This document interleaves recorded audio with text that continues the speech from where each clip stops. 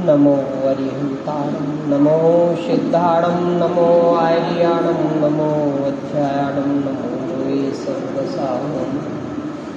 अरिहंतो हैं 10 धर्म धारक सिद्ध है।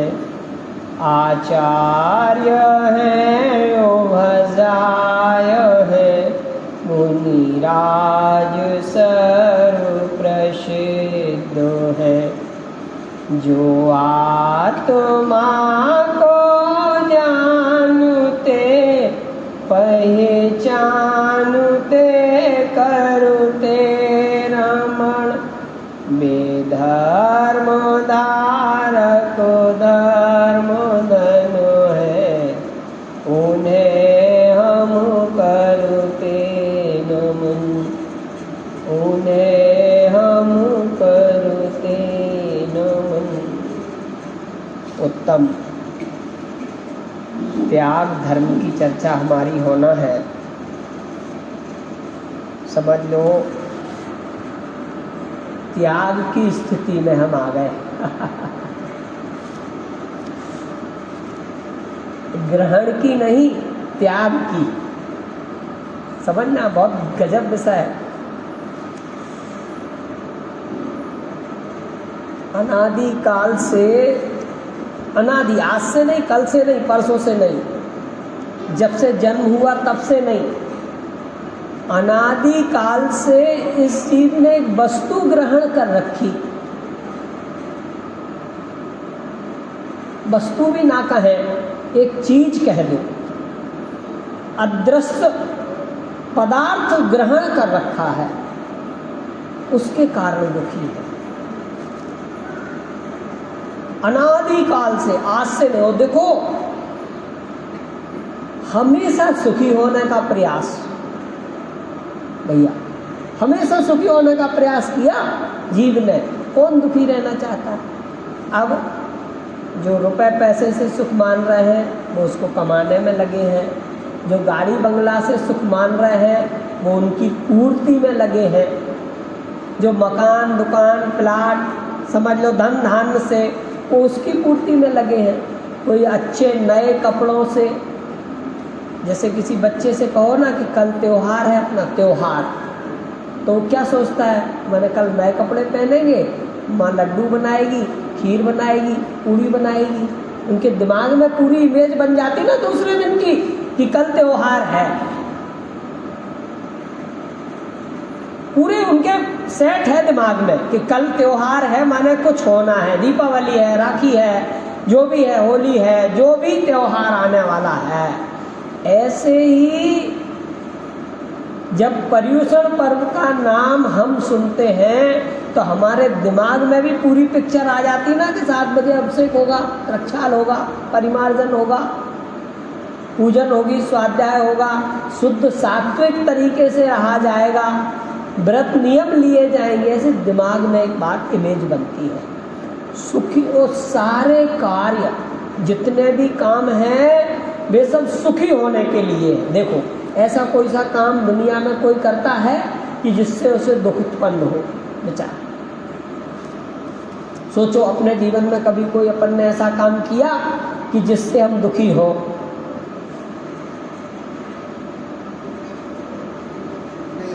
अनायास हमने किसी से कोई बात बोली, मेरे मन में तो अच्छी बात बोली, उस व्यक्ति के दिमाग में बात गलत गई। बाद में जब हमने विचार करके सोचा कि आज हमने ऐसा उसे बोल दिया, तो फिर उसको सुबह हमें दुख होता कि उनको कष्ट हुआ हो तो मुझे भी दुख होना चाहिए। ये पश्चाताप, ये जो पश्चाताप है इस बात का है कि हम गलत थे, और जो पश्चाताप हुआ है वो इस बात का है कि हम दोबारा गलत नहीं होंगे। आप समझ रहे हैं? वहीं खत्म नहीं हुई बात। अब हम दोबारा गलत नहीं होंगे। इसके लिए देखो हम मंदिर आए, दुखी होने के लिए कि सुखी होने के लिए? और इत्तेफाक से लाइट चली गई और बहुत गर्मी थी, बैठे तो हैं, पूजन का संकल्प ले लिया, अब बैठे हैं, मन आकुल व्याकुल हो रहा है। दुखी हो रहे हैं कि सुखी हो रहे हैं? भैया। मन आकुल व्याकुल हो रहा है, अरे यार आज तो इससे तो आता नहीं है, मन आकुल व्याकुल हो रहा है। वो बैठा मंदिर में है, बिल्कुल यथावत अक्षत की जगह अक्षत चढ़ा रहा है, पुष्प की जगह पुष्प चढ़ा रहा है, फल की जगह फल चढ़ा रहा है, जल की जगह जल चढ़ा रहा है, अर्घ की जगह अर्घ चढ़ा रहा है, बोलता भी दिख रहा है, परंतु अंदर तो आकुल व्याकुल है। तो यहाँ ये बात करनी है, बहुत गंभीर है। फिर मंदिर में आकर के जीव दुखी क्यों हुआ, कारण तो पता चले। क्यों दुखी हुआ, क्यों? क्योंकि उसने इस शरीर के सुख की सुख से कल्पना कर रखी। क्या कारण है?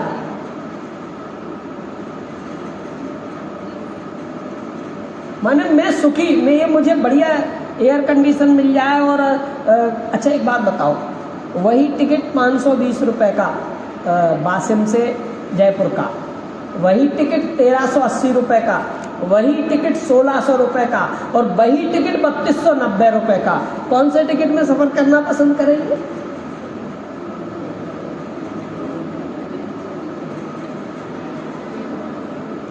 ठीक है भाई, 3200 कुछ का अफोर्ड नहीं कर सकते, 1200-1300 रुपए वाला तो ले सकते ना, तो वो लिया जाएगा। और जो 1200-1300 वाला नहीं ले पाएगा वो 500 के में भी सफ़र करेगा, और जो 500 वाला भी नहीं ले पा रहा है वो जर्नल टिकट से भी सफ़र करेगा। सारी रात सफ़र किया सबने, जितने भी 5-6 टिकट वाले थे। गंतव्य पे पहुँचे कि नहीं पहुँचे? पहुँचे ना भैया गंतव्य पे। वो जो हम दुखी ना हो जाए, हमें कष्ट ना हो जाए, इसलिए वो इतना पैसा दिया। क्यों दिया? सुखी रहने के लिए।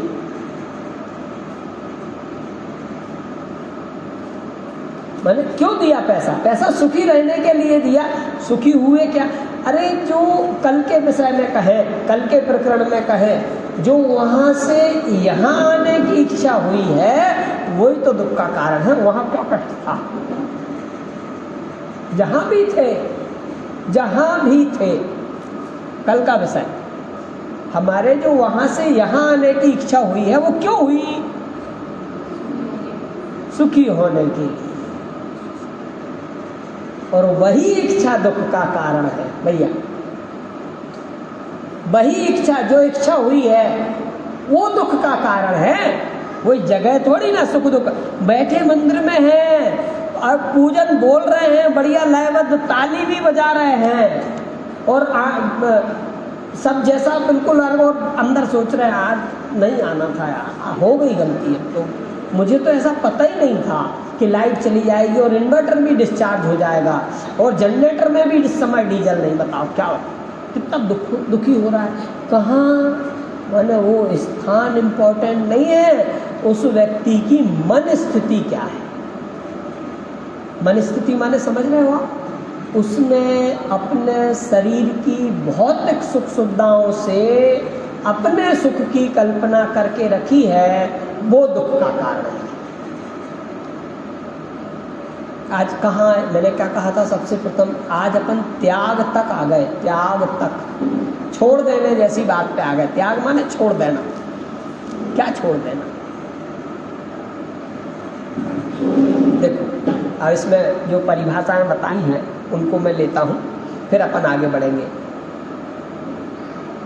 प्रवचन सार जी की है, निज शुद्धात्म परिग्रहम कृत्वा बाह्यभ्यंतर परिग्रह निवृत्तिस्त्याग।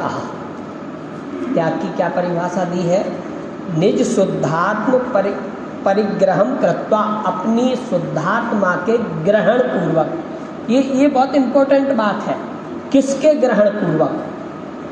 किसके ग्रहण पूर्वक? निज शुद्धात्म परिग्रहम कृत्वा बाह्य अभ्यंतर परिग्रह निवृत्ति।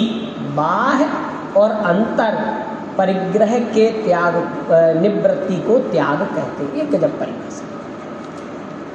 छोड़ दिया मैंने, घर छोड़ दिया। सुबह जो कहा था ना भैया, सुबह के निज, कौन सा गृहस्थ अवस्था, गृहस्थपना छोड़कर मुनि धर्म अंगीकार करके, गृहस्थी नहीं गृहस्थपना, निज शुद्धात्मा के ग्रहण पूर्वक। वही बात यहाँ आ गई। मैंने पंडित टोडरमल जी साहब ने कम अभ्यास करके ये बात नहीं लिखी, अच्छी तरह से 103 ग्रंथों के अभ्यास, ऐसा आता है कहीं 103 ग्रंथों के अभ्यास के बाद मोक्ष मार्ग प्रकाशक जी का उद्घाटित हुआ है। देखो हिंदी, निज शुद्धात्मा के ग्रहण पूर्वक बाह्य और अभ्यंतर परिग्रह से निवृत्ति त्याग है। देखो, और 12 भावनाओं में इसको किस प्रकार कहा? निवेगतियं भावै मोहं चैयूण शब्देषु ज्योतस् हवे चागो इति भणिदं जिणवरिं देहिं। जिनेंद्र भगवान ने कहा है कि जो जीव संपूर्ण परद्रव्यों से मोह छोड़कर, जो जीव संपूर्ण परद्रव्यों से मोह छोड़कर संसार, देह और भोगों से उदासीन रूप परिणाम रखता है, उसके त्याग धर्म होता है। क्या छोड़ना है ये फाइनल कर लो आज।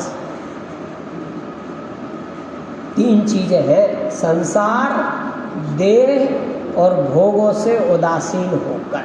संसार, देह और भोगों से। जितना गहरे में जा सकते हैं उतने जाने वाली बात आ गई। इन 3 चीजों को छोड़ दो: संसार, देह और भोग। संसार में क्या लेना, थोड़ा थोड़ा समझना, नहीं इनको अभी लेना ही नहीं। संसार में दुनिया की जिस वस्तु से मैंने मेरे सुख की कल्पना की है, दुनिया की किसी भी वस्तु से यदि मैंने कोई सुख की कल्पना की है तो वो सब संसार के खाते में। भैया समझना, चेतन अचेतन, चेतन अचेतन सब लेना, घर मकान दुकान गाड़ी बंगला, घर परिवार रिश्तेदार। अब दूसरा है देह। देह छोड़ी जा सकती क्या? देखना, ये भी बहुत महत्वपूर्ण बिंदु है।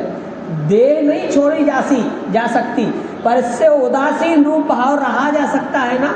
आप देखते होंगे कितनी भयंकर गर्मी हो और हमें पंखा और कूलर भी आराम नहीं दे पा रहा हो तो हम एसी का सहारा लेते हैं। और वो मजदूर जो काम कर रहा है, धूप में भी गाड़ी खींच रहा है, चला रहा है, वो जानवर जो डंडे खाने के बाद भी चल रहा है, डंडे खाने के बाद भी चल रहा है, मिला पानी तो पिया, नहीं मिला तो नहीं पिया। अब आप सोचो कि वो कैसे जीवित है। हम तो मर जाए 3-4 दिन, भैया जी नहीं सकते, मर जाएंगे, कौन मरेगा? हम इतने इस देह में इतने मग्न हो चुके कि इसको थोड़ा सा भी कुछ होता है तो हमें अब मरे, अब हमारा क्या होगा, किसको लगता है? हमें। ये देह और ये भोग सामग्री जो भी समझ लो आप अपने जीवन में, ठंडा मीठा कड़वा कसायला, जो भी भोग आपने जिससे भी कल्पना कर रखी है, इनसे उदासीन रूप, गजब शब्द है। संसार नहीं छोड़ना भैया, संसार छोड़ने की बात नहीं है, देह छोड़ने की बात नहीं है, भोग छूटे ही हैं और इनसे उदासीन होना। अब बताओ, ये तो बहुत कठिन है काम, मुश्किल है।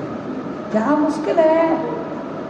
और कोई दूसरा तो ये कहता है ये तुमने बहुत बढ़िया बता दिया, ये नहीं छोड़ना। देह कैसे छोड़ सकते हो? वो अपने आयु प्रमाण रहने वाली ही है, तुम देह को छोड़ने की बात करोगे तो आत्महत्या हो गई। आत्महत्या माने हत्या, हत्या और आत्महत्या बराबर इक्वल है। तुमने विचार भी कैसे लिया? देखो, हालांकि उत्तम क्रोध में ये चर्चा आती है कि यह जीव आत्महत्या का विचार करता है। आत्महत्या का विचार माने हत्या का विचार। हत्या का विचार और आत्महत्या का विचार कैसा? कि मैं मार सकता हूँ, मैं जिया सकता हूँ, जिला सकता हूँ, माने मैं जीवन दे सकता हूँ, मैं मार सकता हूँ। तुम कौन? जीवन देने वाले और मार सकने वाले, अर्थात मिथ्यात्ववान। फिर कीड़े हो, रास्ते में जा रहे हो और कीड़े हो तो उन पे पैर रख के निकल जाए। अरे ये तेरे दिमाग में बात आई कैसे कि मैं इस पे पैर रख दूं? तू तो ऑलरेडी हत्यारा है।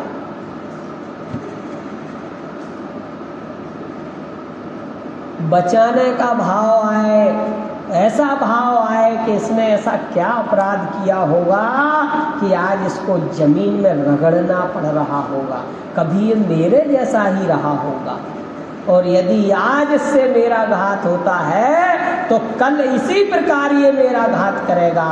इसलिए हर जीव को अपनी आयु प्रमाण जीवित रहना चाहिए, ना मैं मारने वाला ना मैं बचाने वाला, ऐसा तटस्थ निर्णय चाहिए। देखो, जीव संपूर्ण परद्रव्यों से मोह छोड़कर, अब अपन इस लाइन का थोड़ा सा लेते हैं। परद्रव्यों से मोह छोड़कर संसार, देह और भोगों से उदासीन रूप परिणाम रखता है। आप ऐसे विचार करो, भरत चक्रवर्ती हैं, 6 खंडाधिपति, और थोड़ा सा राज्य और रह गया, मैंने अपने नगर में रुके तो चक्र वहीं रुक गया कि अभी एक राजा ऐसा है कि जिसने तुम्हारी अधीनता स्वीकार नहीं की। एक राजा है, पता करो भाई कौन राजा है? बोले राजा बाहुबली। वो तो मेरे भाई हैं, बड़े भाई हैं, पर मैं उनके पास जाकर के कैसे कहूं कि तुम मेरी अधीनता स्वीकार करो? तो स्वाधीन है। उसी समय भरत जी के दिमाग में ये बात आ गई कि अब गड़बड़ है। दूत भेजा कि भरत जी, महाराज भरत ने सारे 6 खंडों को जीत लिया है, एकमात्र आपकी अधीनता शेष रही है। तो बोले भैया के स्तर से तो सारी चीज़ें उनके न्यौछावर, सब उनका, परंतु यदि राजा की दृष्टि से देखा जाए तो मैं तिल भर भी जमीन देने वाला नहीं। फिर वो युद्ध हुए 3 तरह के, जल युद्ध, मल युद्ध और नेत्र युद्ध, है ना। फिर क्या समझौता हुआ कि ये भी कम बलशाली नहीं है और ये भी कम बलशाली नहीं है, अर्थात ये भी वज्र वृषभ नाराज सैनन है और ये भी वज्र वृषभ नाराज सैनन है। और मंत्रियों ने क्या सलाह ली कि आप दोनों आपस में ही फ्री हो जाएं, इतने जीवों का घात उचित नहीं है, और दोनों तैयार भी हुए। परंतु भरत जी तो पूर्ण स्वाधीन थे। मुझे तो जो राज्य दिया है पिताजी का दिया हुआ है, मैं तेरी अधीनता क्यों स्वीकार करूं? नहीं, आप तो राजा ही है, बस 32,000 मुकुटबद्ध राजाओं ने जो अधीनता स्वीकार की है तुम भी कर लो, बस कुछ हमने किसी से कुछ छुड़ाया थोड़ी है। नहीं, मैं ये नहीं कर सकता। ये वैराग्य का कारण रहा। मैं पराधीन। पोदनपुर के राजा थे ना, कहाँ के? पोदनपुर के ही थे ना। हाँ, पोदनपुर के राजा। मैं पराधीनता स्वीकार नहीं कर सकता, और उसी समय दीक्षित होकर के वन में विहार कर गए। किस बल पर? क्या प्रश्न है? किस बल पर?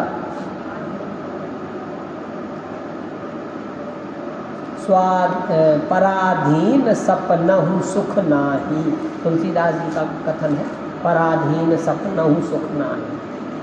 पराधीनता में तो सुख नहीं है, ऐसा विचार किसमें?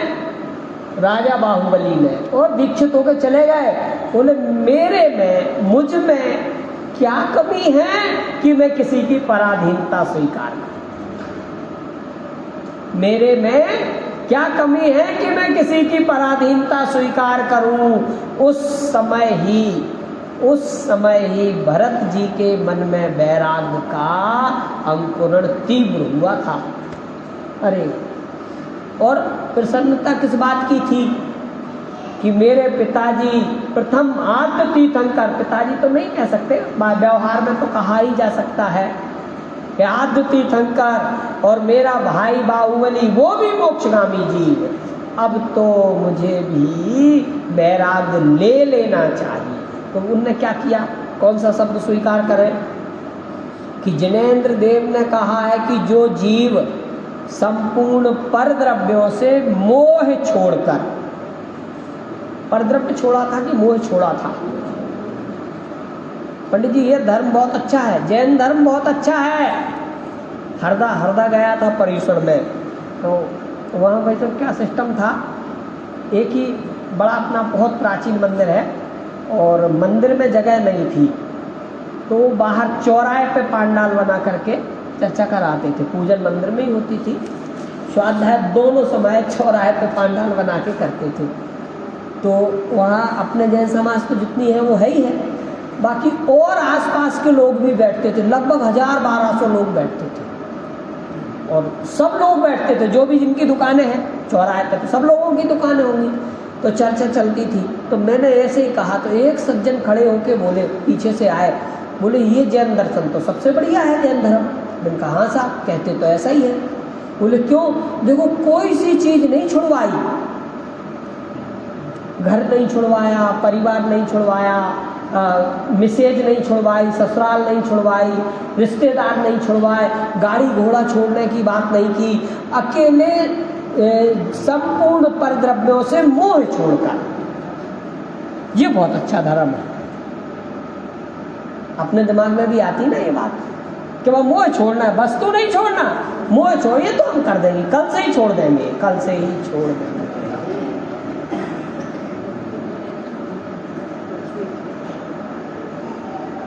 साथ में क्या लिखा? संसार, देह और भोगों से उदासीन रूप। उदासीनता कैसे चाहिए? यदि देखो एक और बताऊं, मुनिराज ग्रस्तपना छोड़ते हैं, गृहस्थी तो ऑलरेडी छूटी हुई है, क्या लिपटी जा रही है साथ में फैमिली? वो तो छूटी हुई है, हमने उसको अपना मान रखा है, ठीक है, हम उसको अपना नहीं मानेंगे। यही तो हम कह रहे हैं कि अपना मत मानो। और संसार, देह और भोगों से उदासीन रूप परिणाम रखता है। परिणाम कैसे रखता है? ना काहू से दोस्ती और ना काहू से बैर, ऐसी स्थिति होती है। अब सोचो कैसे हो सकती है?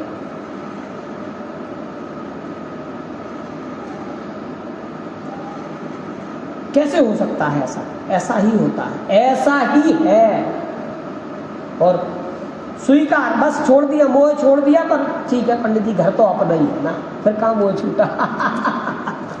परिवार तो अपना ही है ना, अपनी है, गाड़ी तो अपनी है, अपना ही नाम है, रजिस्ट्रेशन है, सब है, बिल्कुल A to Z कागज सब अपन कंप्लीट रखते हैं, फिर कहाँ मोह छूटा? उसको ही तो मोह कहा है, छूटा किधर है? अब थोड़ा बहुत तो अपनत्व होता है, वो थोड़ा बहुत अपनत्व माने मोह पूरा है। जैन दर्शन में कसाय की मंदता में धर्म नहीं, कसाय के अभाव में धर्म मानता है।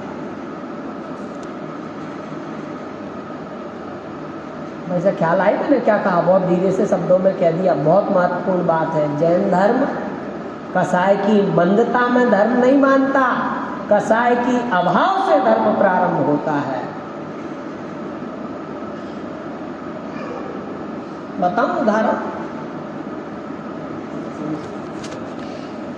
देखो, सुनना बिल्कुल ध्यान से। हालांकि अधिकार 7वें मोक्षमार्ग प्रकाशक जी के 7वें अधिकार की चर्चा है। इस जीव को वस्तुएं छोड़ने का जुनून शामिल हो जाए तो वो क्या क्या छोड़ सकता है? घर छोड़ देवे, परिवार छोड़ देवे, रिश्तेदार छोड़ देवे, गाड़ी घोड़ा छोड़ देवे, कपड़े भी छोड़ देवे और पीछे का मंडल ले लेवे।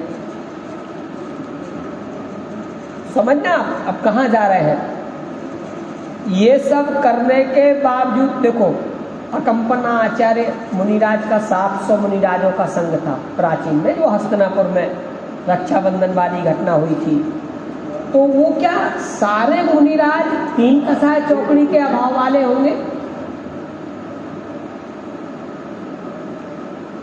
उस संघ में जरूरी भी नहीं है। कई मुनिराज 4 कसाय चौकड़ी की सद्भाव वाले भी हो सकते हैं, परंतु जब वैराग्य की हिलोर आती है ना, जैसे यहाँ तो नहीं देखा मैंने, बोलियां लगाते ना अपन, जिनेंद्र भगवान के अभिषेक की या इंद्रों की हो तो अपन अरे बोलना भाई, कैसे उनको सपोर्ट करते हैं पीछे से, अरे ये वो आगे बढ़ गया भाई, तुम कैसे? तो अतिरेक में हम आगे बढ़ जाते हैं। तो ऐसे अतिरेकी वैराग्य जब होता है तो जब हम दीक्षित हो गए, मान लो अभी अंदर से कुछ नहीं है, बाहर से दीक्षित हो गए, और जिनवाणी में भी वर्णन है, और वे मुनिराज निर्दोष 28 मूल गुणों का पालन करते हो।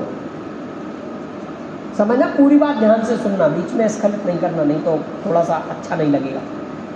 निर्दोष 28 मूल गुणों का पालन करते हो, 11 अंग और 9 पूर्व का अभ्यास हो।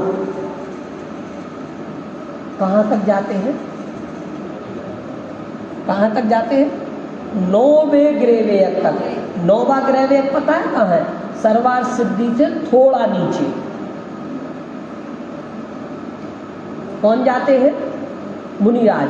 और उनके कसाय इतनी मंद होती है कि शरीर का छेदन वेदन करने के बाद नमक मिर्च लगा दो तो आंख की कोर लाल नहीं होती। कितनी मंद कसाय। निर्दोष 28 मूल गुणों का पालन, किसी जीव का कोई घात नहीं हो सकता उनके निमित्त से। बिल्कुल अपने समझ लो 28 मूल गुणों, बिल्कुल आहार लेवे तो मिले, अवस्था तो लेवे, नहीं तो नहीं लेवे, महीनों उपवास कर लेवे, कहीं किसी प्रकार का कोई दोष नहीं। ऐसे निर्दोष 28 मूल गुणों का पालन करते हुए द्रव्यलिंगी मुनिराज कहाँ तक चले जाते? पर मोक्ष क्यों नहीं जाते? क्योंकि कसाय की मंदता है, अभाव नहीं। क्या कारण कहा? कसाय की मंदता है, अभाव नहीं। और जैन दर्शन में कसाय मोक्ष मार्ग जो प्रारंभ होता है वो कसाय के अभाव पूर्वक होता है। भैया जो जैन दर्शन, ये सब अपन मंद कसाय वाले बैठे हैं, घबराना नहीं। अरे कसाय मंद हुई है तभी तो जिनेंद्र भगवान की भक्ति आई, नहीं तो क्यों आती? कसाय मंद हुई है तभी तो जिन मुनिराजों की वंदना हो रही है उनकी भक्ति गा रहे हैं, माँ जिनवाणी के गुण गा रहे हैं, नहीं तो क्यों गाते? तो अपनी इतनी मंद कसाय का अधिकतम लाभ स्वर्ग हो सकता है। और उनके 9वें ग्रेवेक जो सर्वार्थ सिद्धि से थोड़े से नीचे है, वे भी मोक्ष मार्गी नहीं। देखो क्या गजब बात, हम भी मोक्ष मार्गी नहीं। और एक कसाय चौकड़ी की दशा वाले भरत चक्रवर्ती, रामचंद्र जी, नेमी कुमार जी, बारात में नाचते गाते हुए भी मोक्ष मार्ग, ये है जन्नत। अब लगा लो हिसाब।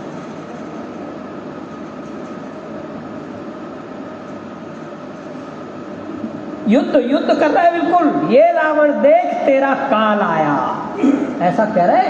और ऐसे नहीं, मर नहीं चाहिए, बाण धीरे से चलाना है, ऐसा नाटक नहीं हो रहा, वास्तविक युद्ध चल रहा है, सर धड़ धड़ कट रहे हैं। और निर्णय किस प्रकार का,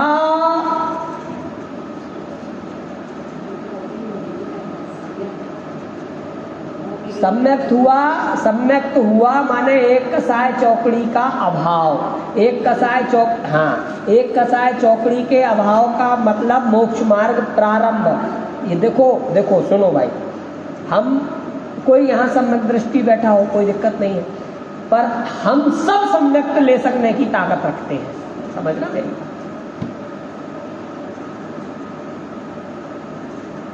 हम सब बच्चा 8 वर्ष होने के पश्चात वो सम्यक्त लेने की योग्यता वाला हो जाता है। और ये गुणाभाग, ये पचने वाली बात नहीं है कि युद्ध करते हुए, बारात ले जाते हुए क्षण भर में बोलो क्या, सारथी रथ को गिरनार पर्वत की ओर ले चलो, क्या हो गया, सब ढोल धमाके बज रहे थे, उधर रणवासे में तैयारियां चल रही थी बारात के स्वागत की, ये वो कितने हजारों घोड़े हाथी और जा रहे हैं, देश देश के राजा जा रहे हैं, नृत्य गान करते हुए जा रहे हैं, वाद्य यंत्र बज रहे हैं, A to Z व्यवस्था फर्स्ट क्लास की, और बस सारथी। और उधर बाहुबली ने क्या, सम्यक्त तो था ही, चलो हो गया, राज्य बहुत कर लिया, समझ में बहुत अच्छी तरह से आ गया। कौन सा अर्घ बोलते, सम्यक अर्घ चढ़ाकर स्वामी पद अनर्घ, कौन सा है, बाहुबली भगवान वाला, सम्यक अर्घ चढ़ाकर स्वामी पद अनर्घ निश्चित पाऊं, वो अनर्घ पद, वो बाहुबली भगवान की पूजन किस लिए, अनर्घ पद पाने के लिए। अर्घ वाला पद तो अनादिकाल से धारण किए बैठा। जिनेन्द्र भगवान ने कहा है कि जो जीव संपूर्ण परद्रव्य से मोह छोड़कर संसार, देह और भोगों से उदासीन रूप परिणाम रखता है, ये उदासीन रूप परिणाम की बात है। कैसे होंगे उदासीन परिणाम, देखो ऐसे होंगे, मैं बताता हूँ।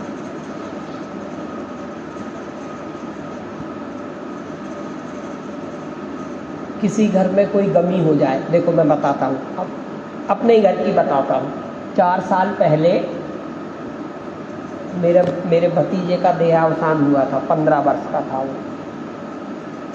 हम 6 महीने तक सारा घर, लगभग 6 महीने तक इतने विभल रहे, इतने परेशान रहे, बेसुध से। 15 वर्ष का लड़का, और बढ़िया, गया कहाँ था, तीर्थ यात्रा करने खजुराहो, और एक गड्ढे में उसका पैर फिसला, सुबह का टाइम था, 5 साढ़े 5 बज रहे थे, और वो उस गड्ढे में गिर गया।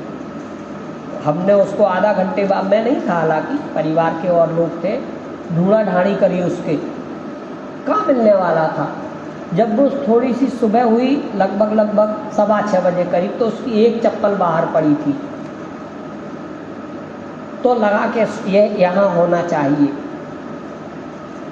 तो कौन गड्ढे में उतरे, कोई गड्ढे में उतरने तैयार नहीं, क्योंकि उसमें कीचड़ भरा हुआ था, भोजनालय का पानी आता था और कच्चा गड्ढा बना था। मेरा वो छोटा भाई एकदम कूद ही गया, उसको भी जबकि कुछ बेसुध सा, और उसको पैर उसका पकड़ने में आया, खींचा उसको, आ गया, डॉक्टर को दिखाया, बोले गया। 15 वर्ष की आयु। तो वो हमें पूरे घर को 6 महीने तक बेसुध से बने रहे, विफल बने रहे, किसी का किसी काम में चित्त नहीं लगे, काम व्यापार, जो नौकरी धंधे वाले थे, बड़े परेशान से रहे। फिर धीरे धीरे समय बीतता गया, और लोगों का आना जाना, अरे बड़े दर्दनाक घटना घटी, ये हुआ वो हुआ, ये सब होने के बावजूद भी आज जैसे जब 4 साल हो गए तो बस फोटो देखते हैं, ये था हमारा भतीजा था, आज होता तो शास्त्री फाइनल में होता, ऐसा होता है, ये सोचते हैं। पर अब वो दर्द और तकलीफ नहीं होती जो हम रोते थे, परेशान होते थे याद करके, पर अब वो नहीं होती। तो धीरे धीरे उदासीन रूप परिणाम आए ना, घर में गमी हो जाए, 3 दिन बहुत ज़्यादा दिक्कत रहती है, 13 दिन बाद थोड़े से कम होते हैं, फिर महीने 2 महीने बाद और असर हो जाता है। ये परिपाटी है। उदासीन परिणाम माने कैसे? धीरे धीरे संसार और भोगों से और देह से यह जीव उदासीन रूप परिणाम रखता है। भैया उदासीनता ख्याल में आई? एकदम नहीं जाएगी, अचानक नहीं जाने वाली है। देखो, जिसको सम्यक हुआ है, जिसको आत्मा के वैभव का पता चला है, जिसको पता है कि यहाँ 5-5 रुपये बटते हैं, यहाँ 500 बटते हैं, तो किस दरवाजे पर नजर रहेगी? कितने होशियार हैं हम, तत्काल 500 वाले। तो आखिर माइंड में फीड है ना ये बात कि 5-5 के तो जब 100 कर पाएंगे तब 500 हो गए, यहाँ तो यदि एक भी मिल गया तो 500 हो रहे हैं। ऐसे ही जिसके आत्मा के वैभव का आनंद, वीर्य, ताकत और अनंत सुख जिसने एक क्षण के लिए भी प्राप्त किया है, वो तो सदैव उस ओर उन्मुख होगा ना, डाइवर्ट हो गई ना बुद्धि। तो वो जो अनंत सुख के लिए उन्मुख होगा तो संसार से अपने आप बैराग आएगा कि नहीं आएगा? जैसे आपके इस तरफ जाते हैं कलकत्ता, है ना, और इस तरफ जाते हैं अमृतसर, ऐसे ही बताया ना आपने मुझे, इस तरफ अमृतसर, इस तरफ कलकत्ता, ऐसा ही ना? तो भैया इस तरफ कलकत्ता है, अच्छा इस तरफ कलकत्ता है, इस तरफ, और इधर अमृतसर है, इधर, हाँ, तो इधर ऐसा समझ लो कि इधर कलकत्ता है और इधर अमृतसर है। हम अमृतसर की ओर जा रहे हैं। कहाँ जा रहे हैं? तो कलकत्ता से दूर होते जा रहे हैं या कोई फर्क नहीं पड़ रहा है? माने जितने हम अमृतसर की ओर गए भैया, उतने कलकत्ता से अपने आप दूर हो गए कि होना पड़ा? अपने आप दूर हुए हैं। क्यों? क्योंकि हम अमृतसर की ओर जा रहे हैं, तो कलकत्ता से अपने आप दूर हुए।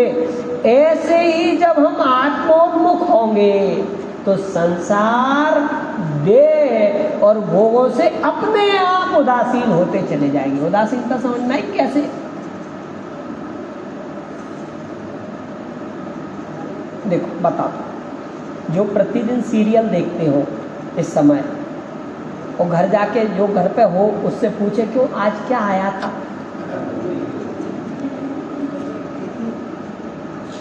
तो उदासीन परिणाम नहीं है, आसीन परिणाम है। आसीन माने स्थित है। अरे आया होगा, मुझे तो आज मां जनवाणी की शरण में बहुत आनंद आया, तत्व निर्णय करने का विचार आया, तो उदासीन। ये दूर करना नहीं पड़ा हमें, कलकत्ता जा रहा है ना, अपने आप हो रहा है, जा रहा है ना, जितनी जितनी दूर जाएंगे अपने आप उदासीन होंगे, माने छूटता चला जाएगा, दूरी आएगी। ये उदासीनता है।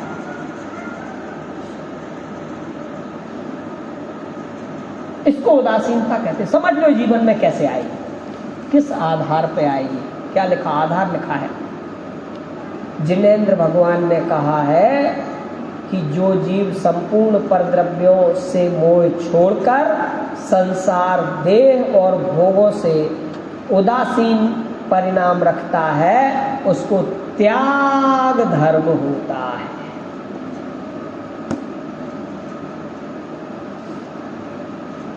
और उदासीनता समझ लो, बस बहुत बहुत मजा आएगा जीवन में। कैसी उदासीनता? ये उदासीनता है। अरे आपको देव शास्त्र गुरु की जो भक्ति आई है, जिनेंद्र देव की जो भक्ति आई है, वो दूसरे उस काल में आपके पाप कार्य छूटे कि नहीं छूटे? और कल फिर आने की इच्छा हो तो उदासीनता मानना। आज तो भाई जैसा हो आ गए चले गए कोई बात नहीं, पर कल फिर आने की इच्छा हो तो मानना इन संयोगों से मैं उदासीन रूप हुआ। इसमें क्या कहें, इतनी गजब की बात है। वो उदाहरण आता ना समय सार जी में कपड़े वाला, कि धोबी के यहाँ से कोई कपड़ा लेके 37वीं गाथा का है, देखो उसको बता उदाहरण है। हम एक चद्दर ओढ़ करके आराम से सो रहे हैं और कोई व्यक्ति आया और उस चद्दर का छोड़ पकड़ करके हमको उघाड़ करके कहता है कि ये चद्दर तो मेरा है, तो हम पागल समझ रखा है क्या? मेरा है, मैं उसके यहाँ से लाया हूँ, मैंने धोने दिया था। फिर वो भली भांति चिन्हों से देखता है, अरे हाँ यार ये तो तेरा है, ये तो तेरा है। कैसा निर्णय हुआ? कितनी देर लगी निर्णय करने में? जब तक उसने चिन्ह नहीं देखे। चिन्ह माने जब तक ये नहीं देखा कि मैं अनादि काल से जिन वस्तुओं से अपने सुख की किए बैठा था, सुख की कल्पना किए बैठा था, जिनमें सुख किंचित मात्र भी नहीं है, ये तो मेरी ही विपरीतता थी, मेरी ही विपरीतता। अरे देवसास गुरु के भक्त को कैसे रात्रि में भोजन करने का विकल्प आए, कैसे अवक्ष भक्षण करने का विकल्प आया? विचार तो करो, कितने दूर होते चले जा रहे हैं। वो जैसे ही उसने पहचाना, हमने काहे से सुख की कल्पना की? कुछ भी खाने से, रात में खाने से, अवक्ष पीने से। नहीं, तुम्हारी विपरीतता तुम्हारी है, उस कपड़े का कोई दोष नहीं है। जो देखा और जो पहचाना, अरे ये तो तुम्हारा है, अरे यहाँ सुख नहीं है। जो मेरे अंदर मोह, अब देखना मूल बात, जो मेरे अंदर मोह राग और द्वेष परिणाम पल रहे हैं, पनप रहे हैं, उत्पन्न हो रहे हैं, यही मेरे दुख के कारण है। पर पदार्थ और पुद्गल तो कभी ना तेरा हुआ था, ना हुआ है और ना होगा।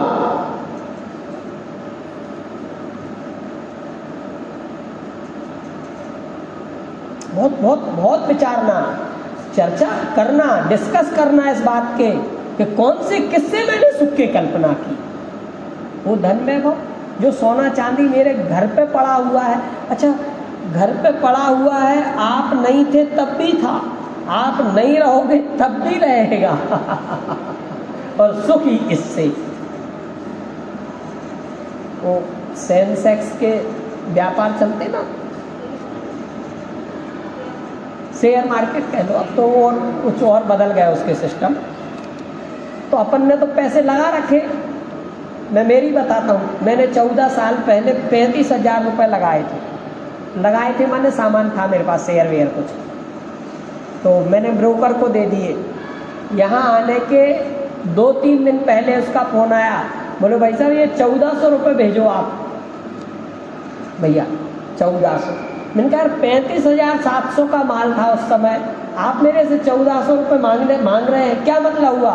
बोले सेंसेक्स बहुत डाउन है और आप नुकसान में जा रहे हैं। तो मैंने कहा यार भाई मैं 1400 भेज देता हूँ, मेरा खाता बंद कर दे। माने 35,000 का मेरा जो सामान था वो तो गया, और उसकी रखवाली के और उसने हिसाब भी भेजा कि 1,000 रुपये सालाना मेंटेनेंस का, नहीं उसके खाते को मेंटेन करने का, 400 रुपये आपके सामग्री को संभाल के रखने का, बराबर हो गया। अच्छा उसको मैंने क्या दिए थे? 4 कागज ही दिए थे ना, और मैं ये मान के बैठा था कि मेरे पास 35 के 14 साल पहले दिए थे, अब तो 3.5 हो गए होंगे, 3.5 लाख बढ़ रहा है भाई, धड़ाधड़ बढ़ रहा है। और हिसाब आया तो हम 0 हो गए। माने मैंने उसको क्या दिया और मैंने उससे क्या लिया। मेरे दिमाग में ये मान्यता थी कि मेरा इतना माल इसके पास है भाई साहब, और अब मुझे वापस आएगा। वो बोला भाई साहब 1400 रुपये और भेज दो, आपके वो सब गए, डूब गए और इतना मेंटेनेंस हो गया 14 साल में, उतने ही 14-15 हज़ार रुपये उसके ऑफिस के हो गए। ले भाई बंद कर दे खाता। तो रहा क्या, था क्या, है क्या? कुछ नहीं था, दिमाग में था कि मेरे पास ऐसा माल उसके पास पड़ा है, अब दिमाग से निकल गए। इसको कहते हैं उदासीनता। अब वो बेचे करे जो भी करे, अपन तो फ्री हो गए ना, ये उदासीनता चाहिए। देखो मैंने फिर से एक बार दोहराता हूं, कसाय की मंदता नहीं, कसाय के अभाव पूर्वक। हम मंदता में खुश, अरे भैया अबे तो हिमालय की तराइयों में 3-3 दिन बर्फ पर बैठे रहते हैं। कौन? बोले वो महाराजा। ठीक है, अच्छी बात। जरूरत क्या है बर्फ पर बैठने की? इसको मंद कसाय कहा जाएगा। दूसरे शब्दों में कहूं, अपने 7वें अधिकार में है, कौन सी? विरोध, कौन सी उदासीनता शब्द बताया था मैंने? द्वेष रूप उदासीनता। ये इतना खतरनाक लगा मुझे भाई साहब, जैसा प्रवचन सार में ज्ञात पर न बन। ये द्वेष रूप उदासीनता कि 14 लोग देखेंगे, सोचेंगे उसमें ताकत हो तो वो बैठ के दिखाए, अरे ये क्या हो गया, ये तो कसाय की तीव्रता है। हम उसको मंदता समझ करके मोक्ष मार्गी हो रहे हैं। मैंने मुख्य रूप से वो देखो 3 दिन से वो प्रकरण भी संयम वाला भी पूरा नहीं हुआ और ये भी पूरा नहीं हुआ, पर इतना समझ लो कि संसार, देह और भोगों से उदासीनता रूप परिणाम रहे निज शुद्धात्मा के ग्रहण पूर्वक, निज शुद्धात्मा के ग्रहण पूर्वक। और समझ लो इसकी प्रैक्टिस तो आज से ही हो जानी चाहिए। जो सामग्री है जितनी है उसमें ही प्रसन्न, जो है उसको कम करने का प्रयास, माने अपाप प्रतिदिन घटना चाहिए। ये बात मेरी ये है मुख्य रूप से, क्रमशः सभी पाप घटा करके और पुण्य और पाप को एक जैसा समझ करके निज शुद्धात्मा को ग्रहण करें। इस मंगल भावना के साथ मैं आज की बात समाप्त करता हूँ। हमारे टोडरमल स्मारक ट्रस्ट से कुछ पैम्पलेट वगैरह और सामग्री आई है, उसके लिए हमारे अक्षत भैया आपको बताएंगे कैसे क्या करना है। जिम्मेदारी विराजमान करना है, फिर सब लोग बैठ जाएंगे ना भाई, सब लोग खड़े हो जाएंगे। हाँ खड़े रहें, कोई दिक्कत नहीं है, पर थोड़े से चले जाते हैं तो अच्छा नहीं लगता। आप कर लो अभी, है ना, वो तो धर्म प्रचार का ही है भाई। हाँ बता दो, आप बता दो, भाई साहब को बता दो, भैया को बता दो, जैसा